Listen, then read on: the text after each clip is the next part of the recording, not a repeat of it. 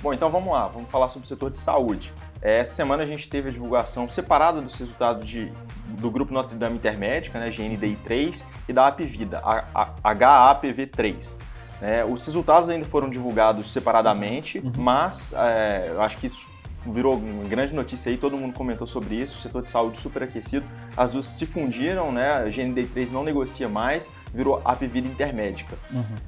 Então, os resultados eram separados porque as empresas ainda não estavam juntas. Sim. Mas agora a gente já começa a olhar, o mercado todo já está olhando para o conjunto, né, para essa fusão de empresas. Mas como o resultado veio separado, de certa forma meio parecidos, com os mesmos tipos de impacto, né, no geral, a gente viu ambas crescendo receita ali entre 14% e 16%, e com algumas pressões de despesa, de sinistralidade, que é uma métrica super importante, né, para esse segmento de operadoras de saúde, né, que são essas empresas que fazem a comercialização de planos de saúde, e no caso da Hapvida e da Intermédica, elas são verticalizadas, né, porque além de lidar com essa parte do plano de saúde, de operar o plano de saúde, elas também são donas dos hospitais, dos laboratórios na maioria dos casos. Então, o custo delas são serviços prestados pelos hospitais, pelos laboratórios.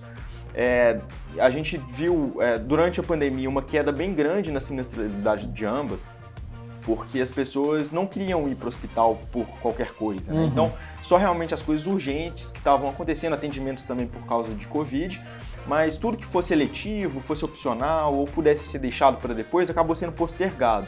E depois daquele começo ali de lockdown, a gente viu aquela demanda represada por exames e procedimentos eletivos voltando a acontecer, as pessoas voltando a realizar esses exames, e para essas empresas, né, ao contrário do que seria no caso, por exemplo, de uma Hermes Pardini ou de um Fleury, isso entra na linha de custo direto, porque a empresa está tendo um custo, né, para fornecer esse serviço para o paciente, para o beneficiário.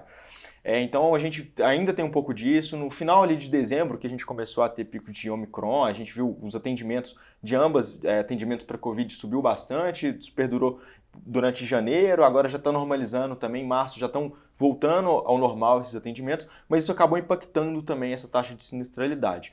Além disso, a gente tem a questão de inflação geral, inflação médica, dissídio, então todos esses tipos de custos também, de despesas, né, também acabaram pressionando. A Hapvida até mencionou outro fator interessante, que são as voltas das viagens corporativas, né, então também pressionando a linha de despesa.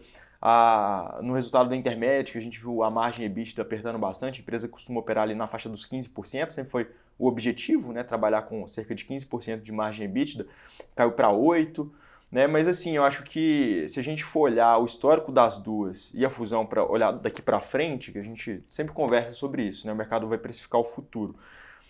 São empresas que vêm de crescimento muito acelerado, principalmente crescimento inorgânico, né, através de fusões e aquisições. Então as duas sempre estavam adquirindo hospitais, operadoras menores e ampliando essa malha de atuação de ambas, né? A Hapvida sempre teve um foco maior nas regiões Norte e Nordeste, a Intermédica já era mais forte aqui na região Sudeste, mas tanto esse crescimento inorgânico através de aquisição, quanto o crescimento orgânico também, né? Isso acabou vindo um pouco abaixo aí do que o mercado esperava nesse último trimestre, mas se a gente olhar os últimos anos, ambas vêm aí de cerca de 20% e 25% de crescimento anual composto, né? Se a gente for fazer o quanto que as receitas delas vêm crescendo ao longo dos últimos anos. Então são empresas de crescimento e agora elas se tornam uma gigante de atuação em quase todos os estados, né? Atuação em todo o território nacional praticamente, o que é muito positivo, porque se eu puder oferecer um plano de saúde corporativo, por exemplo, que ainda mais agora com home office, contratações remotas,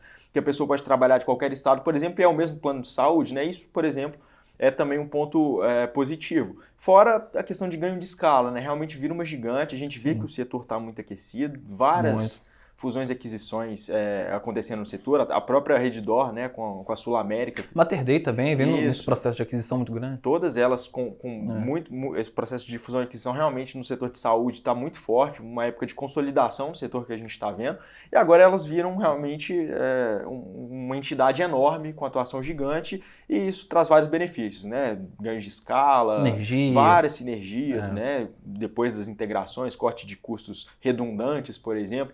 Então, se a gente for pensar no resultado unicamente do quarto trimestre, ele veio com algumas dessas pressões, algumas coisas, muitos itens também fiscais, algumas coisas não recorrentes, Mas se a gente for pensar daqui para frente, realmente é uma empresa que promete bastante num setor de alto crescimento, que a gente tem bastante gosto pelo setor de saúde como um todo, né, para o longo prazo. Então a gente gosta bastante das empresas, os resultados de ambas vieram ainda com essas pressões. E agora vamos ver como é que vão vir os resultados consolidados, né? Os próximos resultados consolidados, a gente não dá para esperar também uns resultados excelentes, porque tem todo aquele processo de integração ainda das empresas, isso acaba sendo... Não é do dia para a noite, né? Demanda tempo. Isso acaba sendo custoso no curto prazo, mas gera uma sinergia boa aí. Sim. Que vai ser colhida lá na frente. Até mesmo questão de cultura, alinhamento em termos de processo, sistemas, demanda tempo. Não é para amanhã, assim, a empresa vai estar totalmente redonda. Exatamente. Inclusive, a própria questão da sinergia, né? A empresa tinha divulgado, cabe frisar também que é muito difícil colocar no detalhe o valor X de sinergia vinda da combinação de negócios. Ela fez um reajuste agora das sinergias esperadas para frente, né, João? Sim. Então, assim, o mercado acompanha muito essa questão também envolvendo os potenciais que o João mencionou, de escala, de sinergia, porque isso agrega valor para o negócio e para o acionista final, né? Sim, com certeza. Então, assim, a gente percebe também uma tese mais qualitativa, e isso envolve vários ativos da nossa carteira também, o próprio envelhecimento da população brasileira, né? A nossa pirâmide etária. Então, o Brasil, daqui a pouquíssimo tempo, será um país de idosos e idosas. Então, não à toa, esse segmento de saúde como um todo, hospitais, clínicas, planos, eles estão se consolidando cada vez mais e criando grandes impérios, vamos dizer assim, várias empresas, né, dominando o mercado. Por causa muito dessa questão. Além disso, a gente também tem uma visão construtiva para várias empresas ligadas a medicamentos também no longo prazo. Varejo farmacêutico. Varejo farmacêutico, justamente. Blau também é uma empresa que a gente gosta, Ipera também é uma outra empresa que a gente gosta também. Então, assim, a gente percebe esse movimento consolidado e gostamos bastante, né, da tese. Vamos agora acompanhar, o mercado vai esperar, vai acompanhar no detalhe a empresa combinada agora, né? Essa consolidação, essa integração, como é que isso vai acontecer? Vai ser mais rápido do que esperava? Vai demorar mais para poder capturar essa sinergia? E o mercado vai antecipando ali. Exatamente.